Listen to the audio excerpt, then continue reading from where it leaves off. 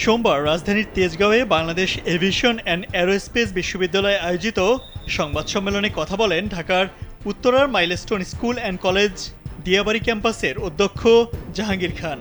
এ সময় তিনি বলেন, প্রতিদিন ৮০ থেকে ৮২% শিক্ষার্থী উপস্থিত থাকে ক্যাম্পাসে। সেই হিসেবে দুর্ঘটনার দিন ভবনটিতে ৫৯০ জন শিক্ষার্থী উপস্থিত ছিল। এক প্রশ্নের জবাবে তিনি বলেন, দুর্ঘটনার পর আমাদের কাজ ছিল ইমিডিয়েট ছাত্রদের খোঁজ নেওয়া, যারা হারিয়ে গেছে অভিভাবকদের কাছে পৌঁছেছে কিনা। সিসি ক্যামেরার ফুটেজ নিয়ে ওই সময় নাড়াচাড়া করার কোনো অবকাশ ছিল না। ভবনটিতে গ্রিল দেওয়ার বিষয়ে জানতে চাইলে তিনি বলেন, ছোট বাচ্চারা ক্লাস করে বলেই ওখানে গ্রিল দেওয়া হয়েছে।